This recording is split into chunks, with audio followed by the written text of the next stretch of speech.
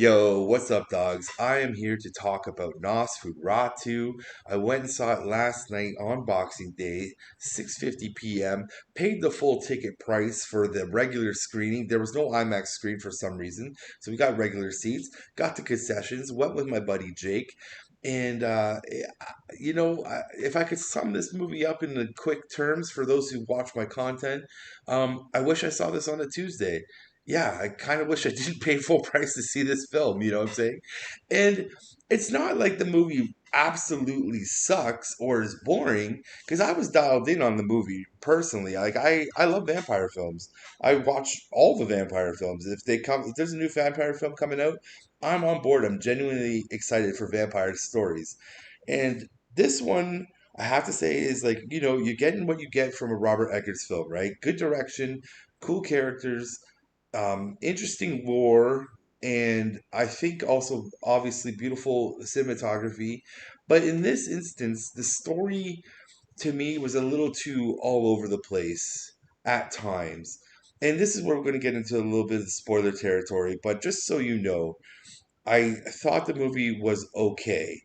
And I would tell you to go and see this movie on Tuesday if you don't want to pay full price to see this movie. And maybe it's a potential date movie. But beyond this point now, I'm going to spoil some things because there's things in this movie that were just like, why is this happening? Okay.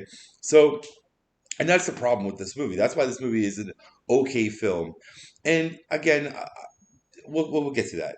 So in this movie, okay, we have Count Orloff, who is cool. Bill Skarsgård, really cool. I like this character. I thought he was menacing. I thought he was spooky. I thought he just had a screen presence about him.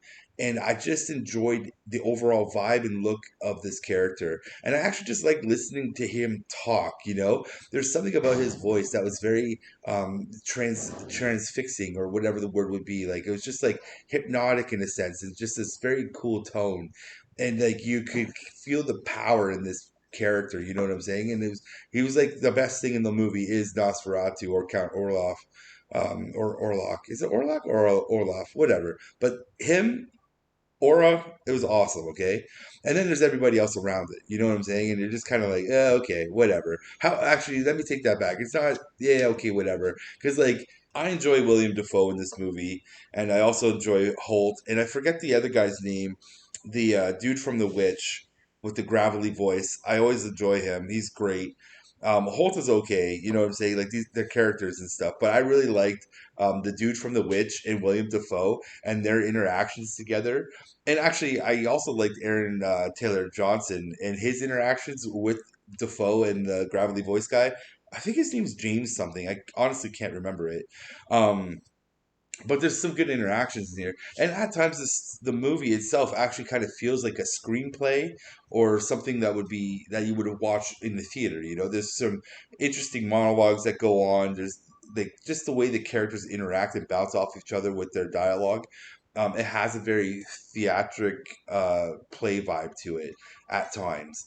But going into the weirdness of the story, because there's a couple blips in this movie where I'm just like, why is this happening? And the first one starts off with, because even afterwards, when me and Jake were in the parking lot talking about the movie, we were kind of like, the first van, like the when he Holt's character runs into the gypsies in this town because he's on his way to Olaf's castle, and the gypsies are real. The incident that happens is real, but we were like, are the gypsies killing a vampire, or are they killing Olaf? Are they bringing him back to life or something like that?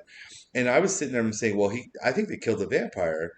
But like Jake was kind of like, well, is it just one vampire or is it multiple vampires? And in my mind, I'm like, well, it's multiple vampires. Like, at least I think it's multiple vampires. It's not just Orloff. There's other vampires in this world. And then if you fast forward into later on in the movie with Aaron Taylor Johnson's character, he loses his mind. Like, lots of crazy things happen to him, but he looks like he has vampire teeth at the end when he's with the corpse of his wife. Um, and you're kind of like, is he a vampire now? And how did he get turned into a vampire? So there's like these weird questions of like, how are these people turned into vampires or not vampires? And I don't think Orloff actually can turn people. I don't know. The lore of vampirism going on in here of like what can happen and can't happen. I'm just like, I don't understand what's going on the vampire side of things. but on the mystical side of things, I'm on board. I get it, you know. And that's like the other thing is they don't explain the relationship between Orloff and Depp's character of like they mentioned it that there's like a soul like I almost feel like she gave her soul over to him when she was a child, like they met at the side of the forest, like classic fairy tale stuff.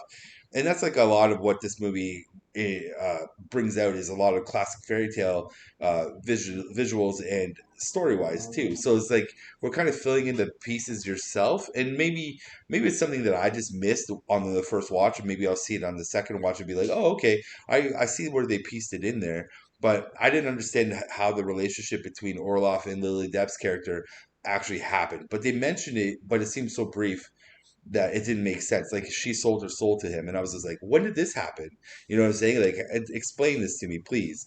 So that happens, and then she has like this spiritual connection to the multi-dimensional universe of vampiric stuff, and you're just like, what's going on here? William Dafoe is explaining you stuff, and it's just like, oh, okay. And I really like William Dafoe's character in this because he's the scientist that's been ostracized from the community because of his dark leanings towards the occult and mysticism and all this other cool stuff. Great character. William Dafoe is great in this movie. Um, what else in this movie that was kind of weird? Hold up 1 second. I'm sorry to interrupt the flow of this, but as I was editing this review, I forgot to mention this one really silly thing in the movie that just kind of made me laugh because it made no sense. Well, it makes sense, but it doesn't make sense. So the Holt character is asked to go to Orlov's castle, right? And so his traversal to get to the castle is he takes a horse, he loses his horse, and then he walks the rest of the way to the castle, right? And you're like, okay, cool. But the funny thing is Orlov's transportation back to the wherever he bought the house from. I forget the place's name.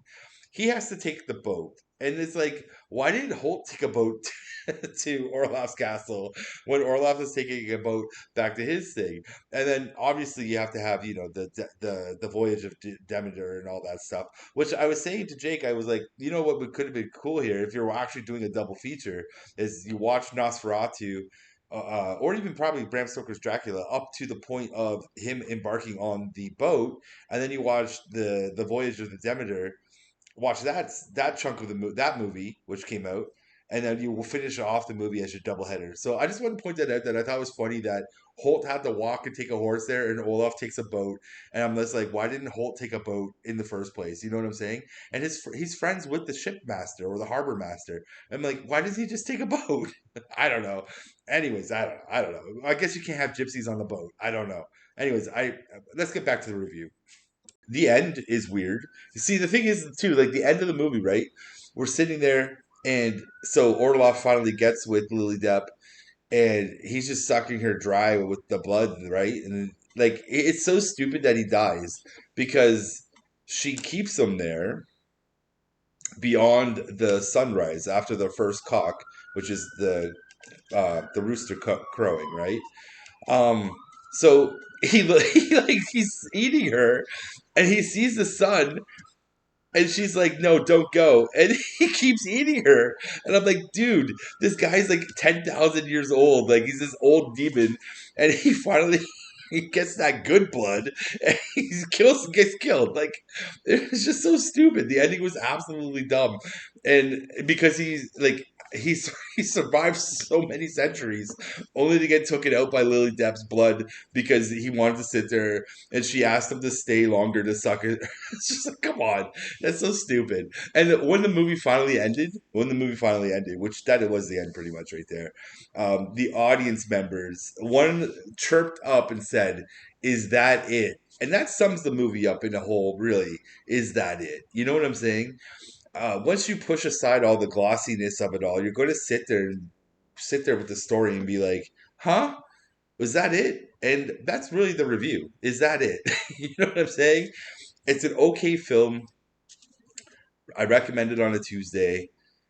There's a lot of weirdness in it that it's like you just gotta. I feel like I have to watch the movie again, and maybe I will in a year or two from now. Will I put it into the collection? I probably will because I have pretty much I have all of Eggers' films in my collection already, and I like his work. The Witch is still my favorite movie of his, followed by The Norseman and then Lighthouse. I just like those in that order because I just like fantasy a lot more than Lighthouse. But Lighthouse is weird too. They're all good, but anyways.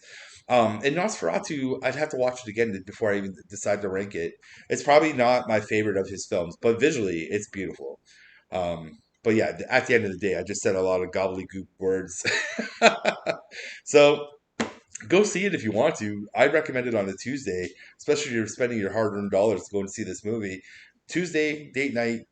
If not, wait till it comes out on streaming. Anyways, that's the end of the review. Leave a comment below, drop a like, and tell me what you think about this film. Did you even go see it? Merry Christmas. Peace out, everybody. Bye.